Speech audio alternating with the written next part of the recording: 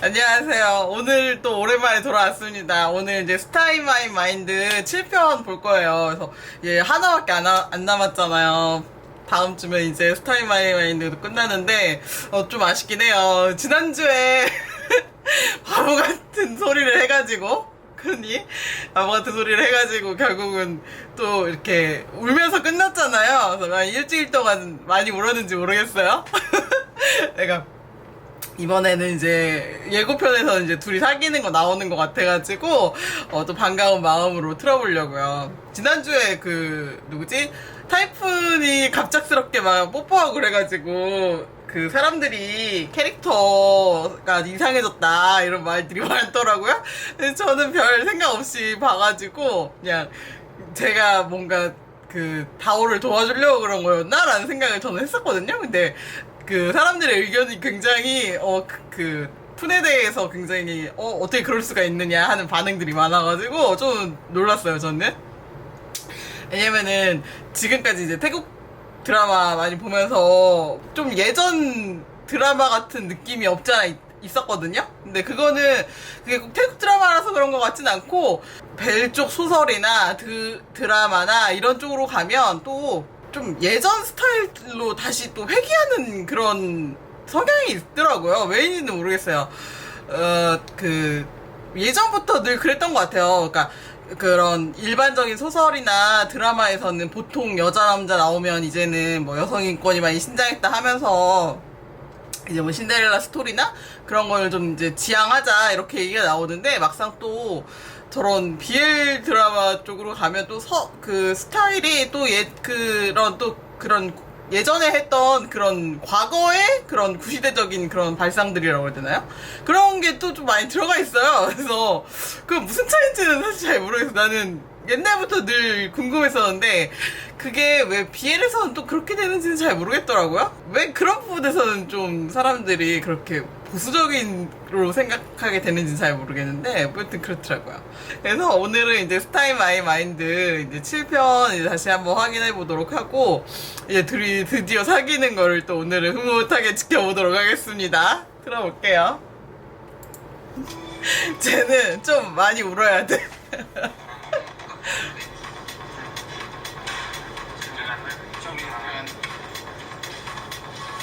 친구들은 완전 분위기 파토 났겠어. 생일인데 불쌍.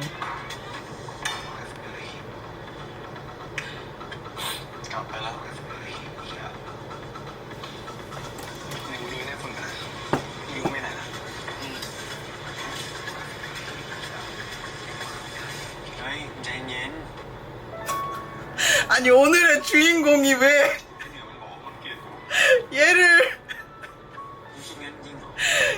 왜 위로해줘야 되냐고. 주인공인데. ว่าจริงๆแล้วมันรู้สึกยังไงมึงตั้งสติก่อน กูรักมันวะโคตรรักมันเลยวะ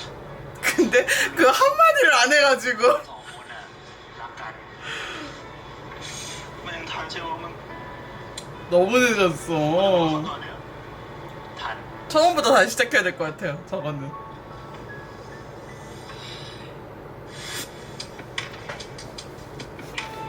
그러니까 정신을 빨리빨리 차렸어야지.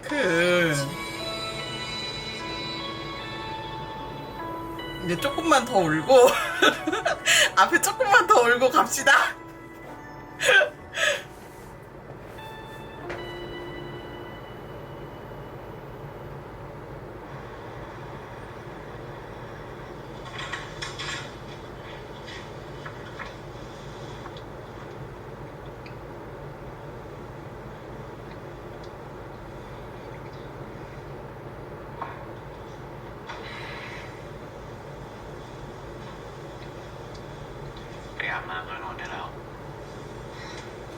ฟ้าเนโทรเล่าทุกอย่างให้ฟังหมดแล้วนะเอาไงต่อเนี่ยไปอาบน้ำแล้วนอนก่อนนะพรุ่งนี้ค่อยคิด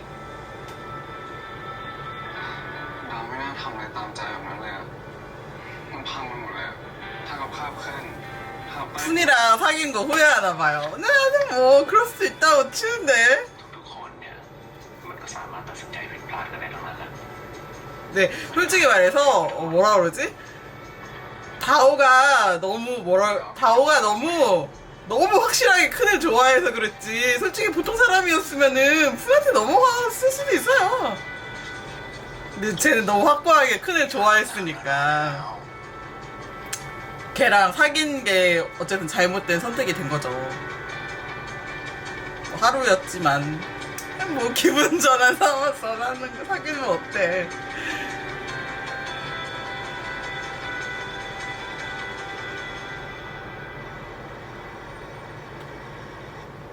그게 근데 되는 사람이 있고 안 되는 사람이 있는 것 같아요. 나는 100개의 심장이 난 될 것 같은데 모르겠어요. 해본 적이 없어. 저 꽃도 뭔가 의미가 있는 것 같죠? 왜냐면 계속 큰이 저 꽃 돌봐야 된다고 계속 그랬잖아요. 그 뭐지? 앙상떼에서는 장미꽃이었는데 여기는 해바라기. CM에서 꽃 씨앗은 안 팔던데?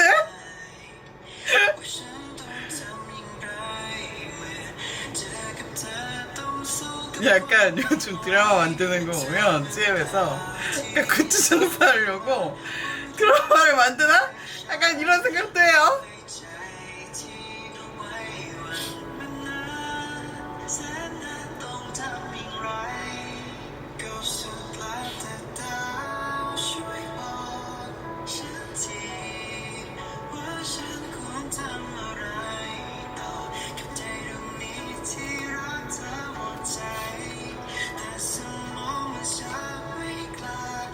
에휴, 잘생긴 거 봐.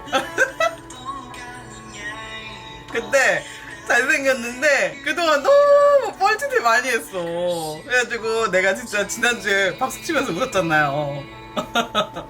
좀 더 울고 오라고.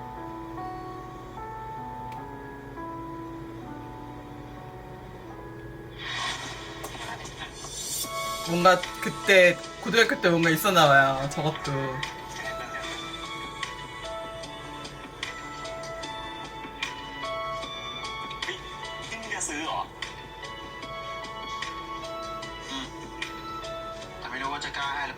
저거 주려고 사놓고도 그걸 지금까지 못 키고 있었냐?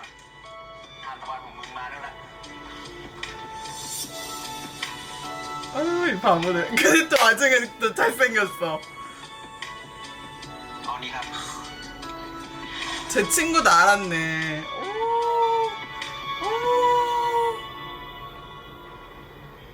더 울어도 될 것 같아. 잘생겨서. 우는데 웃는 그 모습 참 예쁘네. ไหวไหมมึงถ้าไม่ไหวเนี่ยไม่ต้องไปเรียนก็ได้นะเดี๋ยวพวกกูเช็คชื่อให้ กูไม่ได้เป็นอะไร 학교를 가야 크를 만나지. ไอ้ฝุ่นนะมันฝากมาขอโทษมึงอ่ะมันเล่าให้กูฟังหมดแล้วว่าเกิดอะไรขึ้นพวกมึงเล่นเชี่ยอะไรกันวะเนี่ยโตกันแล้วนะเว้ยเมื่อวานเรื่องเชี่ยอะไรไม่รู้อะโคตรปวดหัวเลยอะ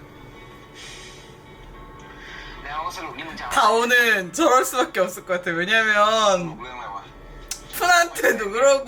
큰한테도 당하고 뭔가 너무 고생했어 진짜. ปล่อยกูไว้ป้องมันใช่เวลามาพูดเล่นไหมเนี่ยมึงเป็นอะไรมึงก็บอกดิวะพวกกูจะได้ช่วยถูกอะใจเย็นอะว่าเรื่องเนี้ยเอาไว้คุยทีหลังอะกูขอโทษนะเว้ยที่ทำให้พวกมึงเป็นห่วงอะไปเรียนกันรอกูอาบน้ำแป๊บนึงยังไปเรียนไหวเหรอไปดิสบายมาก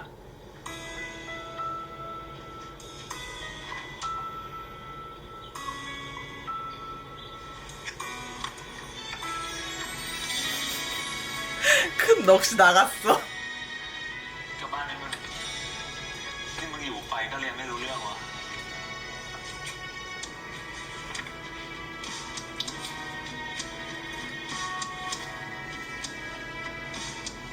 갑자기 뭔가 자각 타임 있는가 봐요. 정신 차려야지.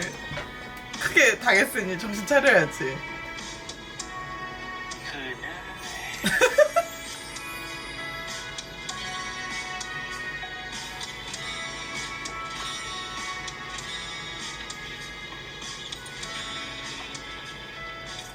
มื่อวานเราทำคุกกี้อ่ะพยายามให้ชิม ขอบคุณนะ 여자애는 또 적극적이라니까, 저 ชิม 여자애는. ด้วยนะ ถ้าอร่อยอ่ะ เดี๋ยวทำมาให้บ่อย ขอบคุณครับ ๆไอเหนือเรื่องมึงกับไต้ฝุ่นนี่ยังไงวะ มึงอย่าเพิ่งถามได้ไหม ทิ้งใจเย็นๆไม่มีอะไรหรอกใช่ไหม เห็นลบโพสต์ไปแล้วนี่ กูกับไต้ฝุ่นน่ะไม่ได้เป็นอะไรกันเว้ย เรื่องมันยาวมึงไว้คุยได้ปะ 저걸 어떻게 설명해. พวกเขากำลังเฉยวะ หญิงถิงพูดได้ไหมกูขอร้อง กูอยากรู้อ่ะ 근데 궁금하긴 하긴 할 것 같아.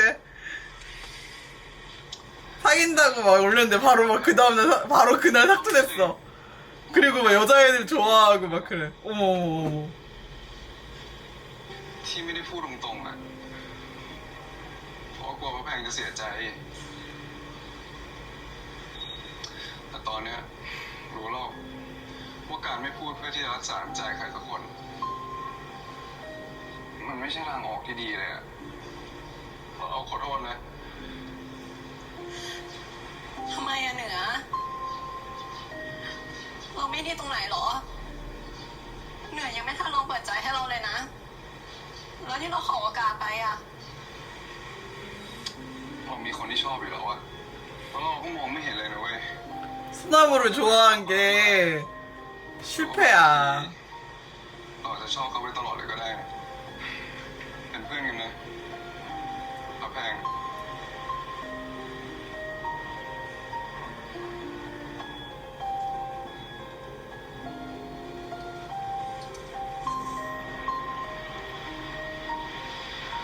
นี่มันอะไรกันวะเนี่ย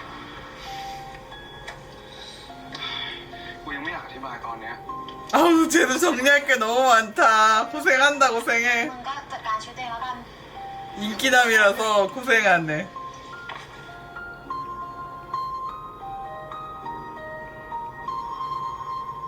พวกมึงดูนี่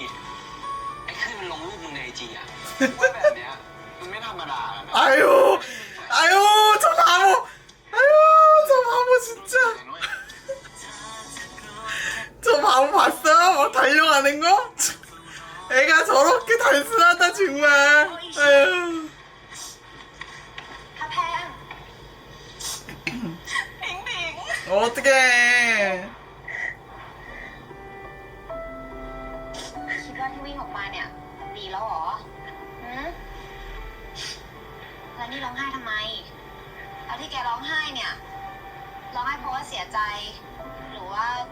เจ็บใจที่รู้อยู่แล้ว แต่ก็ยังทำทิ้งดูออกเหรอ แต่จริงๆ ทุกคนก็ดูออก 다들 알았나 봐 진짜. ดาวเหนือชัดเจนขนาดนั้นน่ะ 그건 그래. เรามานั่ง 다오는 언제나 소나무였어.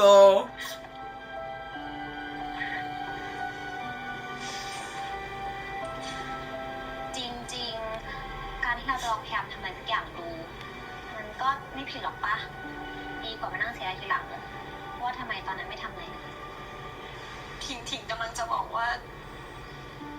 อย่างน้อยๆ เราก็ได้พยายาม ทั้งที่รู้ว่ามันเป็นไปไม่ได้ใช่ไหมอ่ะอันก็นางเอกเกิน จริงๆ การที่เราจะพยายามทำอะไรสักอย่าง เราก็อยากทำให้มันสำเร็จอะเนาะ แต่ถ้ารู้ว่ามันเป็นทางตันนะยังจะไปอยู่อีกไหม เสียเวลาใช่ไหม จริงๆอะคนสวยอย่างเรา จริงๆไอ้เหนือเนี่ย มันก็นั้นๆปะไม่เห็นหลอกไหนเลย เดี๋ยวฉันพาไปหาคนใหม่ รับรองว่าดีขึ้นแน่ทิ้งคนเราอะมันไม่ได้ลืมง่ายขนาดนั้นนะ ลืมไม่ง่าย ไม่ได้แปลว่าลืมไม่ได้ปะไปไหนอะกองทัพพวกเธอได้ถอ ท้องไปหาอะไรกินก่อน เดี๋ยวพาไปส่องผู้ชายใหม่ 아, 친구가 잘 생각했네. กับไม่พูดอะไรเลยอะมันก็ไม่มีอะไรดีสักอย่างเลยบอกว่า คนแม่งก็แค่อยากฟังคำตอบที่ถูกใจอะ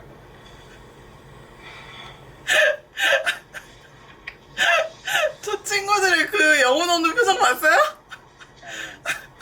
저 답답이들 힘들다 약간 저런 말 들어주기 힘들다 이런 표정이었어. 근데 또 말은 또 잘하네. กูเหนื่อยอะมึงกูไม่น่าเวลาได้คาบคืนเลยอะน่าจะให้มันจบตั้งแต่กูสารภาพรักมันไปแล้วอะไอ้คืนแม่งไม่น่ากลับเข้ามาในชีวิตกูเลย อาจจะดูไม่ค่าและนิ่งไปเป็นเหมือนกับเพลงที่ซัดกับฟังอยู่ซ้ำๆแค่นั้นไม่มีอะไรแต่ 저기서 또 돌아가는 거 아니겠지 저 바보 명신은? ว่าฉัน 가네. ทำอย่างไร 야, 나 또 호만용 나올라 그랬어. 에이, 돌았다. ใจเย็นนะแค่กู 야, 이 바보야! 저기서 가면 어떡해, 이 바보야! 아유, 답답이. 잘 될 걸 아는데도 화가 난다. ว่าฉันควรทำอะไรต่อ อ่า ที่รัก โอเคโอเคโอเค มองมันชัดไม่กล้าพูดไป ไอ้คืน ต้องการยังไง เฮียป้องมึงเลิกพูดถึงชื่อนี้ก่อนได้ไหมมึงอย่าพึ่งดีพวกมึงดูนี่ ไอ้คืนมันลงรูปมึงในไอจีอะ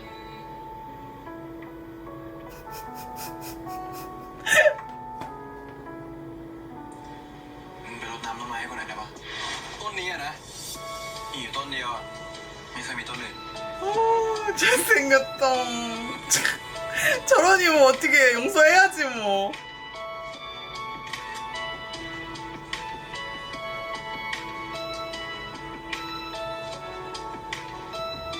더 해바라기도 제가 그려준 거네. ตั้งใจเพ้นว่างานตัวเองอีกมั้งยุ่งอะไรวะ นี่เมื่อไหร่มึงจะเลิกทำงานให้คืนวะมึงลองปล่อยมันติดสูตรบ้างดีไหมแล้วคืนนี่ยังไงมันไม่สงสัยเลยเหรอ ไม่เคยทำงานเองเลย แต่มีคะแนนทุกช่อง เสือกพี่เลี้ยงเพื่อน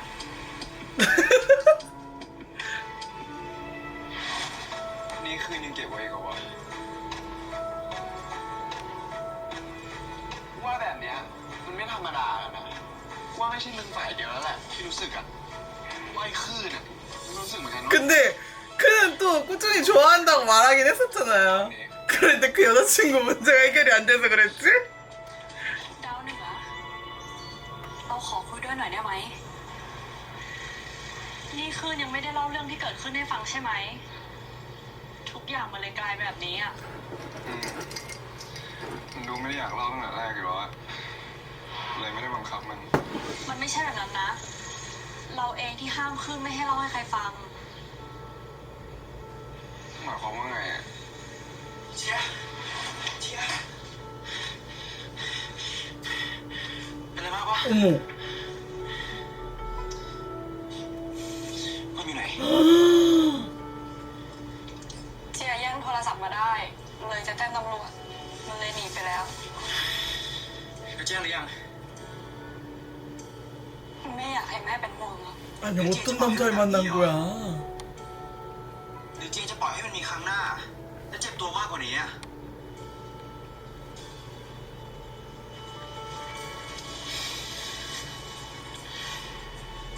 แล้วจะเอาไงต่อ ให้ไปส่งที่บ้านไหม ไม่เอาอ่ะ เดี๋ยวแม่เห็นแผล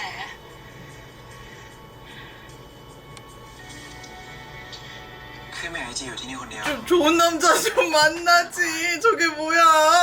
ต้องรีบกลับไปแล้วเถอะอยู่เป็นเพื่อนไม่ได้นะ จะรีบไปไหนอ่ะ กลับไปหาดาวเหนือ ไ นี่ขึ้นทิ้งดาวเหนือมาหาเจียเหรอแล้วได้บอกดาวเหนือไหมว่ามาเพราะอะไรอะ ก็เจียบอกว่าไม่บอกเลย 아유, 아유, 저 멍충이. 정말 답답하다, 애가. คือตอนนั้นเราไม่รู้ว่าคลื่นอยู่กับดาวเหนือ เรามีเรื่องกับแฟนเรา ลงมือกันนิดหน่อย 오, 바로 헤어져. นิสัยสองคนนี้โคตรเหมือนกันเลย เลิกเป็นห่วงคนอื่นก่อนตัวเองสักทีจะได้ไหม เป็นมนุษย์อะเห็นแก่ตัวบ้างมันก็ไม่ผิดหรอกนะ เรากับคลื่นเลิกกันเลยจริงๆ เลิกแบบสนิท ไม่มีทางกลับไปคิดอะไรกันนอกจากเพื่อน บอกตามตรงว่าที่เลิกกันเพราะดาวเหนือนี่แหละ แต่ไม่ใช่เรื่องมือที่สามหรืออะไรนะ เหนือเข้ามาทำให้เราสองคนรู้ว่าที่เป็นอยู่ไม่ใช่ความรัก เจียกับคลื่นโตมาด้วยกัน มันก็เลยสนิทกันเหมือนพี่น้อง ดาวเหนือเข้าใจใช่ไหม แต่ว่า ฟังเราก่อน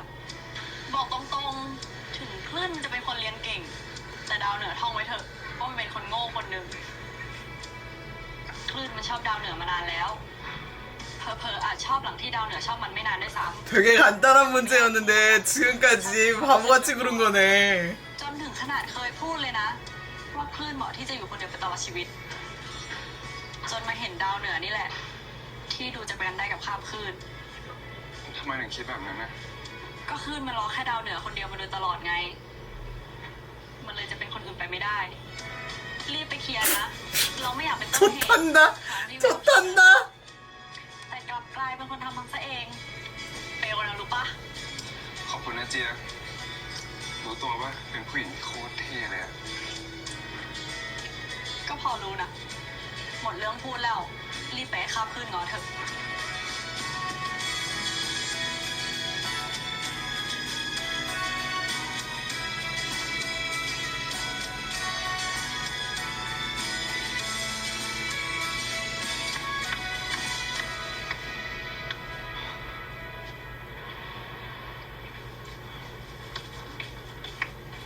저 꽃을 준 게 아니고 저 화분을 준 거여서 저기다 키우고 있었나 보다.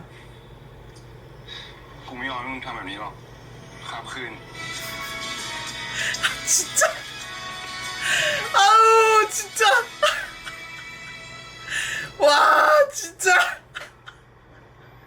제가 아니면 답이 안 나온다. 와 진짜. 다오가 진짜 짱이다 짱이야. 다오 아니면 이거 되겠냐고요. 평생 안 되지. 혼자 살아라 진짜.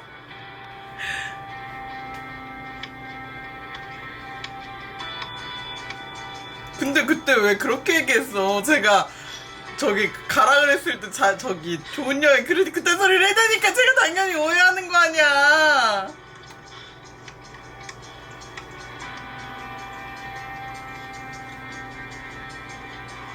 มึงอาจจะรู้จัก หรือไม่รู้จักกูนะเว้ย แต่คืนนี้กูจะไปเรียนต่อเยอรมันแล้วอะเลย อยากจะให้มึงเขียน 엄청 진짜 용기 내가지고 말하고서 저것도 사달라고 하고 좋아한다고 고백되는데 거기다 대고 좋은 여행에 이러니까 아유 저 멍충이 아유 답답해 진짜 다오가 고생한다 고생해. 이래서 잘생긴 놈들은 안 돼. 사람 아쉬운 줄을 몰라 아주 그냥.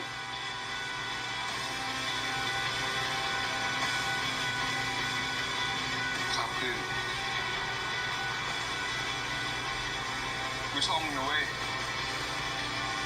เดินทางมาไปนะ 진짜 아우 저 노답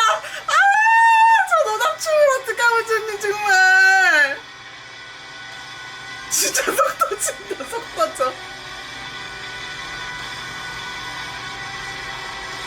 저래놓고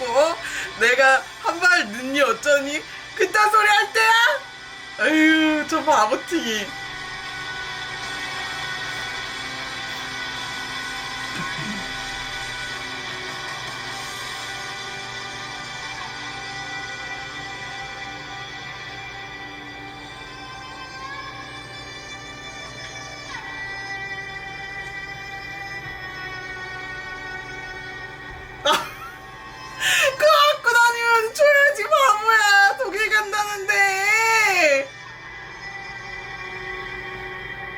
아이고.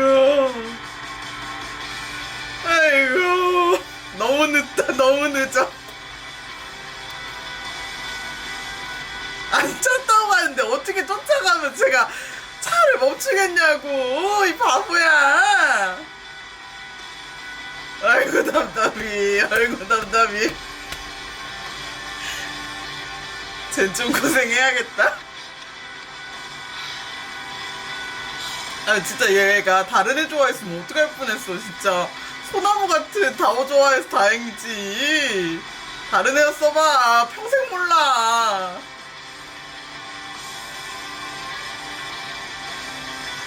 아이고, 답답이. 아이고, 답답이.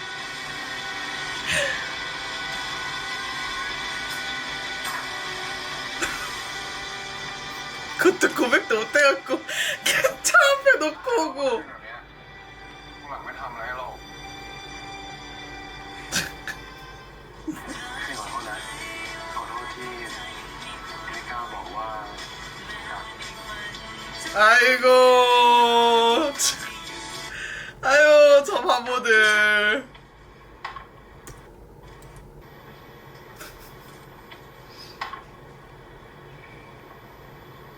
เราเหนือเรียกทำไมพี่ขอโทษนะพี่ขอโทษที่ไม่อธิบายขอโทษที่แสดงออกไม่เก่งพูดไม่เก่งแล้วก็ขอโทษที่ไม่กล้าบอกว่ารัก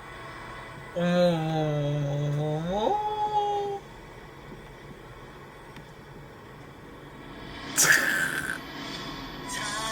아유, 진짜, 아유, 내가, 아유, 진짜. 소나무를 사랑한 걸 잘했다, 진짜. 소나무를 사랑하길 잘했어, 쟤는, 진짜. คลื่นรู้ว่าจะรักมากขนาดเนี้ยตอนนั้นคลื่นมาพูดได้ดีกับคำว่าเดินทางปลอดภัย 야. พูดตอนนี้เนี่ยรักดาวเหนือรักมากๆรักดาวเหนือมาก 그, 지금 하고 있냐, 진짜. 아유, 저 바보팅이. ๆรักดาวเหนือนะ 나도 소나무를 사랑해야겠어. คุณนี่ดูแลทานวันของกูอย่างดีเลยนะ รู้ว่าตอนที่เห็นว่าจำไม่ได้อะนี่เสียใจแทบไม่ได้เลยนะ กูไม่ได้ใส่ใจรายละเอียดอะไรขนาดนั้นนะแค่รู้ว่าต้องทำงานศิลปะทีละ2 ชิ้น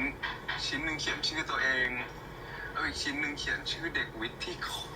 ตรขี้เกียจเลยรู้ว่า 헐. แล้วรู้ว่าเคยเขียนชื่อตัวเองส่งงานให้เพื่อนด้วยนะ 헐. จริงเหรอ อืม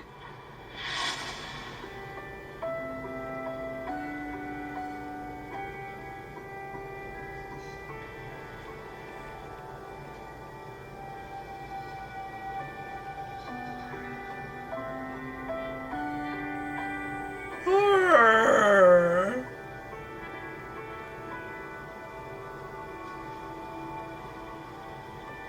근데 나중에 또 너무 잘생겼어. 미워하려고 그랬는데 미워할 수가 없네.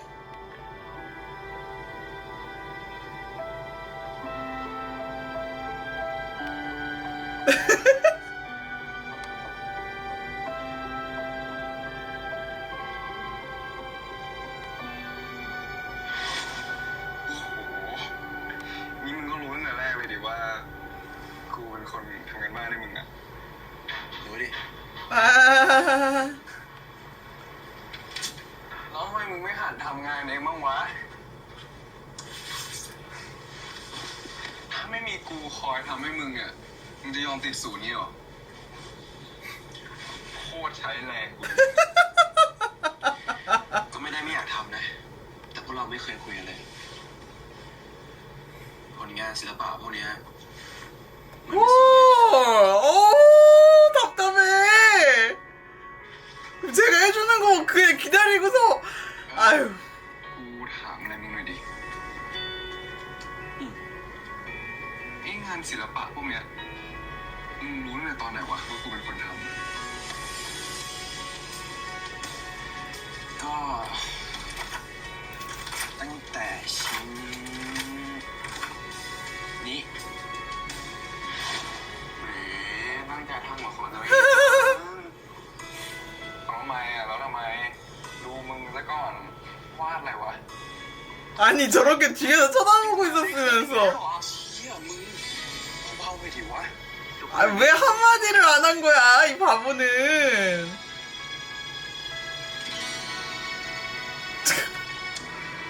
아유 정말 바보다 바보 아유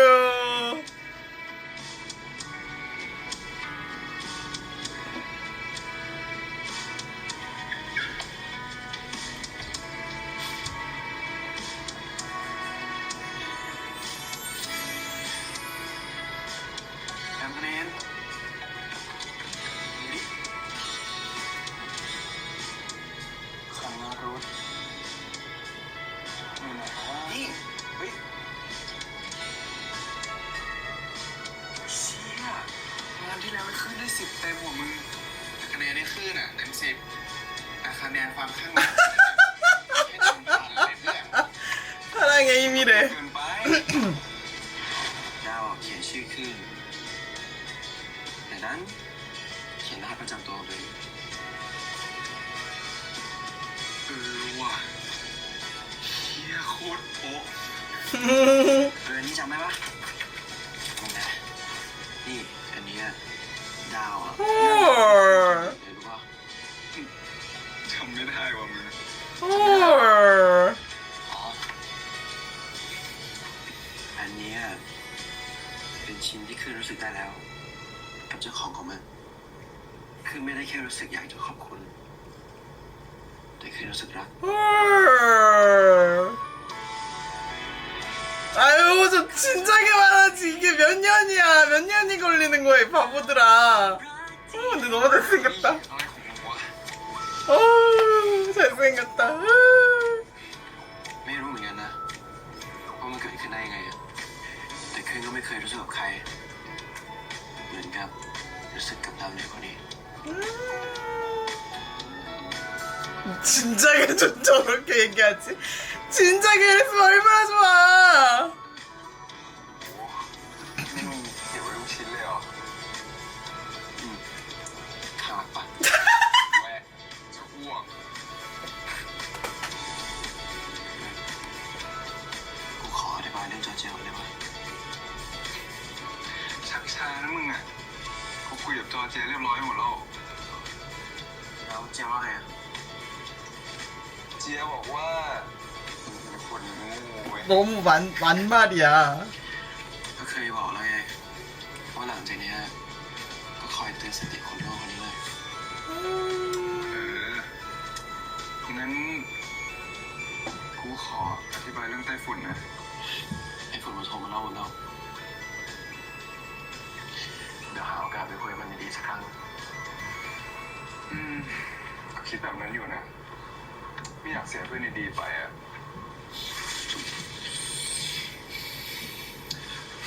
ถึงคู่กับฝุ่นน่ะจะรู้ว่ามันเกิดอะไรขึ้นบ้าง แต่กูไม่น่าไปยอมมันตั้งแต่แรกเลยว่ะมึง จริงๆแล้วเรื่องเนี้ยคือก็มีส่วนผิดนะเดี๋ยวไว้หาโอกาสไปขอโทษด้วยกันไหม มึงไม่ได้ผิดอะไรเลยเว้ยขึ้น คืนผิด ที่ไม่กล้าบอกรักตั้งแต่แรก 맞아 이거는 진짜 온전히 큰애 잘못이다 ขอให้เรื่องนี้เป็นเรื่องสุดท้ายนะ ที่จะเอาคนอื่นมาเคลียร์ต่อไปเนี่ย มีอะไรก็คุยกันดีๆนะรู้ป่ะทั้งกูแล้วมึงอ่ะ สัญญาครับ อย่า 귀여워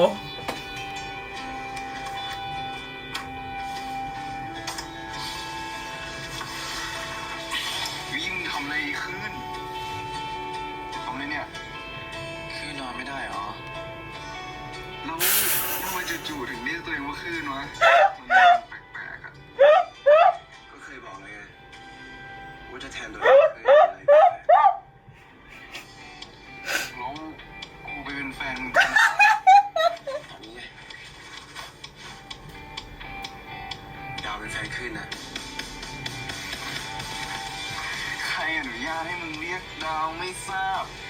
นุญาตเองครับ 아 귀여워 ขอเล่นข้ามเป็นคนพิเศษนะครับ ให้เรียกแค่ตอนอยู่กัน2 คนนะกูว่ามันจะล้ออ่ะ แต่ข้อตกลงคือเนี่ยไม่มีเรียลทดลองนะ เป็นแฟนขึ้นทุกวันนะ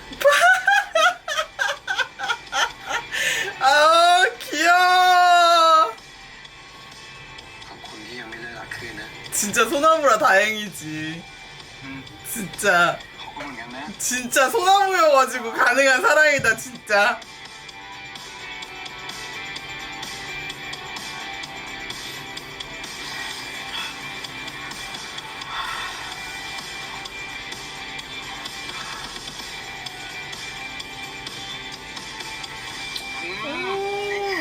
귀여워 ถูกกูสาบพ่อมานะเว้ย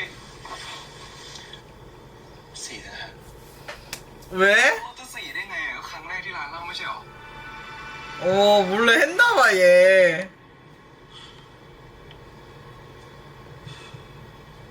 ครับคืน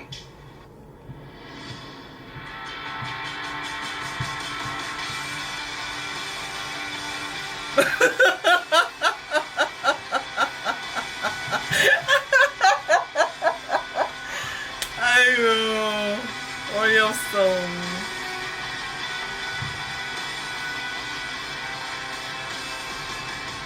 กูชอบมึงนะเว้ย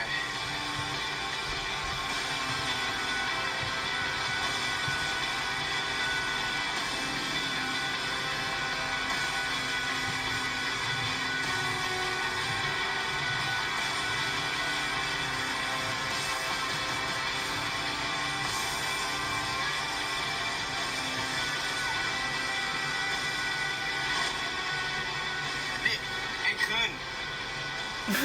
ไม่ได้ฝันไปหรอกนะครับ ไอ้คืนอะไรของเนี้ยไอ้คืนเนี่ยอะไรนี่เห็นปะ 귀여워 ไม่ได้ยินว่าอะไรแฟนๆนะ ดังเหนือแฟนข้ามคืนข้ามคืน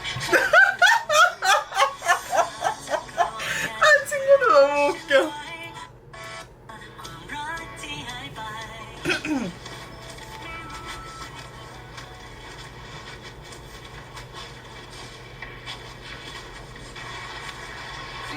ถึงแล้ว ขอบคุณครับตั้งใจเรียนนะ แน่ใจใช่ไหมว่าไม่ต้องไปเป็นเพื่อน แน่ใจดิไอ้ฝุ่นมันไม่ฆ่ากูตาย แต่ก็อาจจะโดนสักหมัด2 아니 얘가 맞을 게 뭐 있어 푼이 맞아야지 ก็ไม่รู้ดิ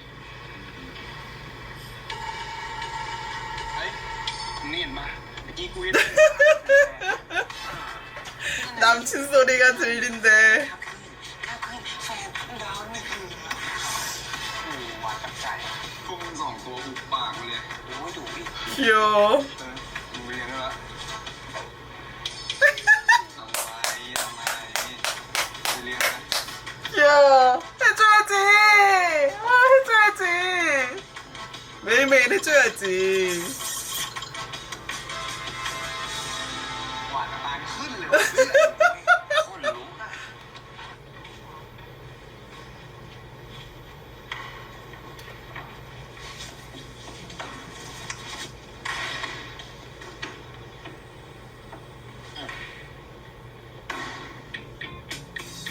หน้าตาเป็นอิ่มความลับเนาะ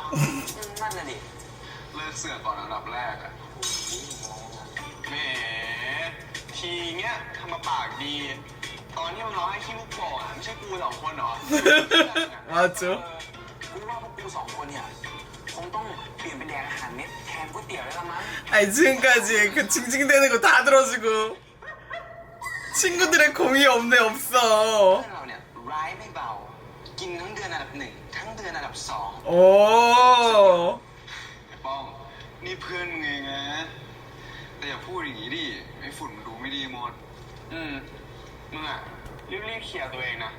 วันก่อนไอ้ฝุ่นเพิ่งประกาศคบมึง วันต่อมาไปโผล่เป็นเจ้าของกระถางต้นไม้ในจีขึ้น อันนี้กูพลาดเองว่ะพวกมึง เดี๋ยวจบคลาสเนี้ยกูรีบไปเคลียร์ฝุ่น 내가 학교에서는 เพื่อนมึงยังไงก็เข้าใจมึงอยู่ 그 제가 그때는 걔랑 사귄다고 갑자기 갈아탄 걸로 보일 수도 있겠네요 ไหนวะ ใครไม่เข้าใจ มึง แต่ว่ามึงเข้าใจเพื่อนกูแต่ละคนดีนะมึงรักกันเท่ากันมานานขนาดเนี้ยตอนนี้มีโอกาส 그냥 얘네들 눈에는 삽질한 걸로 보이는 거지 เข้า 뭐. ใจเว้ยพวกมึง 진짜 삽질이었지 뭐. ไงมึง สรุปครบแล้วใช่ปะถึงว่า 귀여워. ใหญ่นะมึงนะ 귀여워. กลับมา 아, 귀여워. ไอ้พ่อหนุ่มข้างหลัง แต่ตอนนี้นะเว้ย คนในมอก็ยังซูซีกันอยู่นะ ว่าสรุปไปดาวเหนือมันเลือกของใคร กูว่านะ มึงอ่ะ ประกาศ 뭔가 학교 내 그런 รูปไปแล้วนะเว้ย 가심의 그런 주인공이 된 것 같아. 하긴 ให้ดาวไปคุยกับไอ้ฝุ่นกัน 생각해보니까 푸는 이제 학교 다니고 얘는 또 그 학교 준우승이고 뭐 이러니까 그 애들이 좀 관심을 가질 수밖에 없긴 하겠다. ขอบคุณสำหรับความหวังดีด้วยที่ผ่านมากูรับรู้ได้จริง ยินดีด้วยนะครับไอ้คลื่นเนี่ยไปก่อนนะเดี๋ยวไปเรียนเนี่ย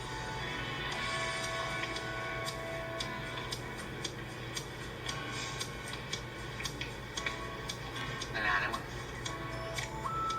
ขอบใจนะมึง 그래도 잘 해결했네. 이제 학교에 이제 공개 연애 시작해야지 학교에다가.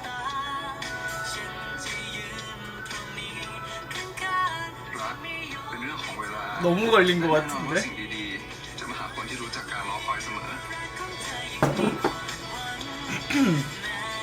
고생했다 진짜. เทมนี้อะลองนี้ได้ปะคลื่นกับฟ้าก็มีอะไรเหมือนกันเยอะอยู่นะ แต่ก็มีอย่างหนึ่งนะ ที่เหมือนมาก อะไร ๆรักดาวเนี่ยมากจริงครับอันนี้ปินนะเพื่อนกูกับไอ้คลื่นสมัยเรียนซัมเมอร์ที่ต่างประเทศอ่ะ เดี๋ยวกินข้าวเสร็จเราก็ 아 저 친구가 그 C 걔인가 보다. อันนี้พาไปดูดาว ดาวเหนือเนี่ยคือดวงไหนอ่ะ ดวงนี่ไง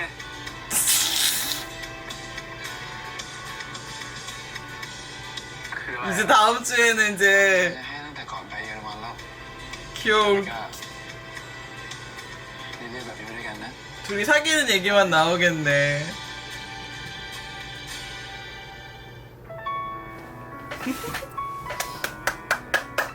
귀엽다. 내가 저기 흔히 조금 너 이제 좀 애가 좀 혼나야겠다고 내가 그런 얘기를 막 하긴 했었는데 그래도 이게 조금 그래도 이제 좀 제 정신 좀 차리고 돌아와서 너무 다행이야. 지금 조금 아쉬웠던 부분은 이제 후반부에 너무 왜 여기서 또 이렇게 한 번 더 애들을 갈등을 일으키는 장면들이 있었어요. 사실 굉장히 쉽게 해결될 수 있는 관계였잖아요, 둘 다? 그랬는데 너무 캐릭터를 너무 꽁꽁 숨겨가지고 말을 안 하는 캐릭터로 만들어놔서 좀 답답했던 부분들이 없지 않아 있었는데 그 어떤 갈등을 보여줄 때 너무 저렇게 한 사람한테 몰아서 갈등이 가니까 그 걔가 너무 답답하고 힘들어가지고 그 보는 사람이 아우 막 이러면서 좀 가슴을 쳤던 아쉬움은 좀 있는데 그래도 이제 마지막에 잘 끝나서 너무너무 다행이고 그리고 이렇게 그 어떤 반전으로 마지막에 이제 그런 걸 보여주려고 했던 것 같아요. 뭐 예전에 사실은 큰이 좋아해가지고 다원을 막 늘 지켜봤고 뭐 그런 거를 반전으로 이렇게 넣은 건 알겠는데 뭐랄까 너무 반전이어가지고 너무 반전이어서 그동안 좋아하는 걸 알았는데도 이게 너무 막판에 몰려 있었던 것 같아요. 차라리 내 생각에는 그 고등학교 시절에 그렇게 계속 이렇게 지켜봤던 거를 중간중간에, 그니까, 얘가 어느 정도 그 큰이 사실은 초반에는 뭐, 좀 얘가 좋아하나 안 좋아하나 좀 애매했었는데 그래도 중간 이후부터는 사실은 큰도 다오를 좋아했다라는 그 장면이 나왔었잖아요. 그러니까 그럴 때 차라리 중간중간에 저렇게 지켜보고 있었던 거를 살짝살짝 넣어뒀으면 차라리 좀 더 쟤네들의 그런 그 감정적인 변화 부분이 좀 더 재밌었을 것 같아요. 근데 그런 거는 좀 아쉽고 마지막에 그 뭐라 그러지? 좀 더 갈등 같은 게 내가 항상 드라마나 뭐 이런 거 보면서 얘기하는 건데, 누가 남이 얘기해줘가지고 해결되는 거는 그렇게 좋은 방법은 아닌 것 같아요. 그래서 본인들이 직접 그런 어떤 갈등을 해결하거나 문제점을 해결해야지, 이렇게 지혜가 와가지고 다 얘기해주면은 무슨 소용이야. 물론 그렇게 해서 오해를 푸는 것도 있지만, 뭔가 좀 자기네들이 해결하는 듯한 느낌은 아니잖아요? 그런 거는 조금 아쉬운 것 같아요. 그런 부분들은 조금 아쉽긴 한데, 그래도 잘 됐으니까 다행이고, 다음 주에는 이제 8화에서는 이제 아마 그 뒤편에 나오는 남자애도 이제 새로 나올 것 같고, 아무튼 이제 애들 이제 사귀는 것만 나올 거 아니에요? 그래서 또 즐거운 마음으로 지켜보도록 하겠습니다. 내가 우리 큰 좀 미워하려고 했는데 잘생겨서 더 미워할 수가 없네. 한 지난주부터 오늘까지만 살짝 미워하고 다시 또 살아가는 것으로 하겠습니다. 그럼 안녕.